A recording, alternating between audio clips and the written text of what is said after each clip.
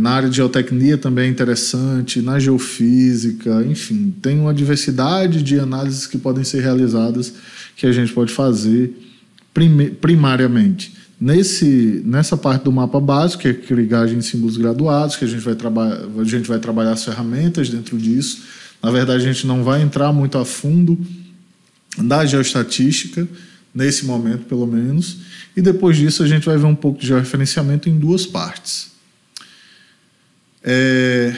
Eu devo falar para vocês que nessa parte de georreferenciamento, eu já acredito que já esteja acabando, se não já acabou muito a probabilidade de fazer aquele georreferenciamento mais antigo, que a gente fazia pegando a imagem Google, que era errado também, né? É bom ressaltar. E georreferenciando por pontos conhecidos ou por pontos coletados em campos, etc. E embora a gente esteja... entretanto, embora nós estejamos no momento em que drones estão tomando conta do mercado e que a gente já tem um dado georreferenciado a partir do levantamento e do processamento dos dados aerofotogramétricos, eu entendo que talvez você ainda trabalhe um pouco com o georreferenciamento de cartas ou de imagens também. Então, a gente vai passar um pouco sobre isso, vamos falar um pouquinho sobre isso sim, tá? Vamos falar um pouco sobre vetorização. E aí a gente entra, depois disso, no módulo da topografia com drone, topografia com LiDAR, tá? Essa topografia, a gente vai falar um pouco sobre levantamento topográfico, sobre os tipos de análises, e aí a gente vai entrar para um assunto que a gente já conhece há bastante tempo, né? Você que já usa o SIG há bastante tempo, e você também que ainda não usa há bastante tempo, também já ouviu falar, que é SRTM, né, que é a missão SRTM da NASA, que nos dá uma informação sobre superfície do terreno, certo? Depois disso, a gente vai ver topografia com drone no mesmo local, e no caso da topografia com LiDAR não vai ser no mesmo local, mas a gente vai ver um pouco sobre como colocar informações de LiDAR dentro do ArcGIS e utilizar para algumas análises que forem precisas com uma ferramenta LAS, tá? Bom, na sequência a gente vai falar um pouco sobre análises hidrológicas, e aí a gente vai realizar uma análise de uma bacia hidrográfica, nesse caso, uma com SRTM e outra com imagem de drone. Vamos trabalhar um pouco com a Landsat 8, tá? A gente vai fazer um exercício com ela, não é nada muito aprofundado, mas a ideia é levar o máximo possível de informações para vocês, e aí a gente entra no modelo de trabalho um pouco mais avançado, que é o Model Builder, o processo e aí a gente tem toda a parte complementar do curso, que é o processamento na nuvem com drone, o processamento fundamental com o Metashape, com a Agisoft Metashape, também com drone. E os produtos desse primeiro e desse segundo a gente vai trabalhar aqui no SIG. E aí a gente vai usar outros tipos de ferramentas mais avançadas para realizar alguns tipos de análise em 3 dimensões, em 2 dimensões, realizar o comparativo, entrar um pouquinho em Python, e aí, por fim, a gente vai ter o nosso projeto final. Bom, esse curso ele vai ter aproximadamente 12 ou 14 horas de aulas em videoaulas, tá?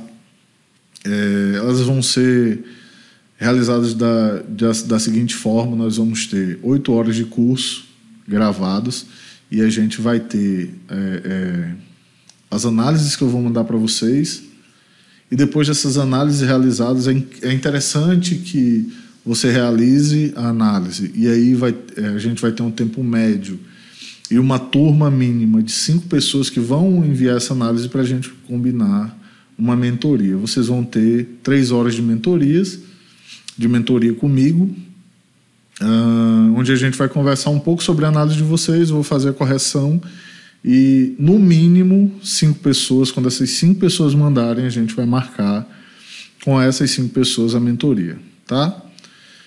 Então a gente vai ter 3 projetos, esse primeiro projeto, segundo projeto com drone e LiDAR, E um terceiro projeto de processamento na nuvem que vocês vão repetir, e o processamento nós de software Metashape que vocês vão repetir também, e posteriormente um projetinho final onde vai reunir todo o conhecimento que a gente teve, e aí vocês vão ter que entregar um projeto final, tá bom? A gente vai ter um database default, né, que vocês estão vendo.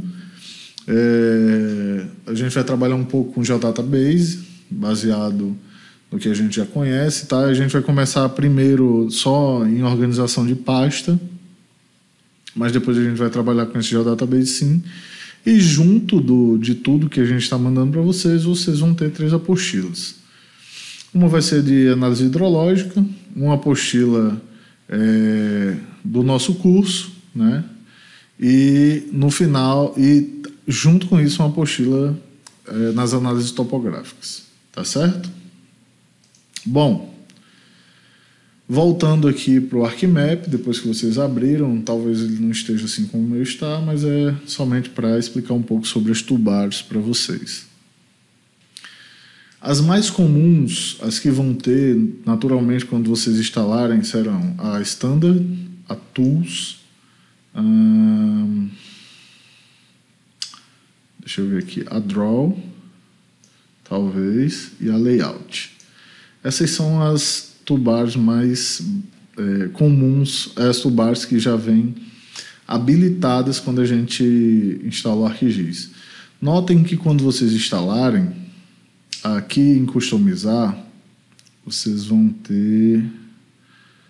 Deixa eu ver aqui se é extensões, que eu não lembro bem não. Aqui em extensões vocês vão adicionar as extensões que vão estar habilitadas para vocês quando vocês baixarem o software ou quando vocês comprarem o software, ou no software que vocês vão realizar os exercícios que a gente vai passar aqui, tá? Lembrando, essa versão que a gente está do ArcGIS é a 10.6.1, beleza?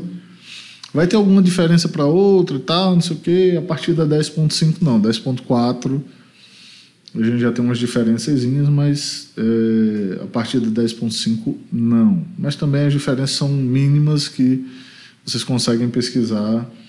Caso vocês não encontrem no local que a gente vai procurar, existe uma ferramenta chamada Search, que vocês podem procurar a ferramenta aqui. E a gente vai trabalhar isso aqui um pouquinho mais para frente.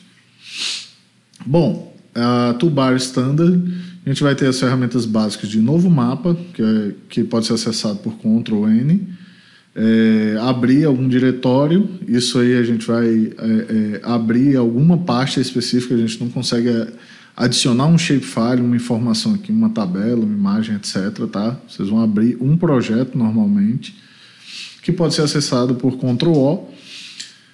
Bom, tem o disquetezinho de salvar, que é o Ctrl+S, e o Print. A gente não vai trabalhar o Print diretamente no modo View. Isso aqui a gente chama de modo View, né? Existem 2 modos, View e modo Layout View. Tá? Isso aí a gente vai ver depois, quando a gente concluir toda a esquematização, toda a configuração que a gente precisa do nosso mapa primeiro no View. Isso eu vou conversar com vocês depois, beleza? Então, existe o Cut, que é o Ctrl+X, normal, para quem usa o Windows já sabe que Ctrl+X é o recortar mesmo. O Copiar, que é o Ctrl+C. O Paste, que é o Ctrl+V. O Delete. É interessante que vocês não usem, a não ser que essas ferramentas, a não ser que vocês saibam exatamente o que vocês estão fazendo, porque dependendo do tipo de projeto e do tipo de operação que vocês estão fazendo, vocês podem perder algumas coisas que vocês estão fazendo, tá? Então, não cliquem de supetão, pelo amor de Jesus Cristo. Bom, nós temos o voltar e avançar, e aqui nós temos uma ferramentazinha chamada Add Data, tá? É uma cruzinha com um negocinho aqui embaixo, vocês estão vendo. Aqui no Add Data, nessa lista suspensa, nós temos a adição de dados, aqui que a gente adiciona os shapefiles ou imagens. Tá? Tem outra forma que eu prefiro, mas aqui, se vocês quiserem, também adiciona. E aí eu vou passar para vocês as duas. Tem a opção de adicionar uma base map. Eu vou clicar aqui para vocês verem. Espera aí que não está com internet, né? Aí não vai abrir a base map. Corta para mim aqui, galera. Vamos lá.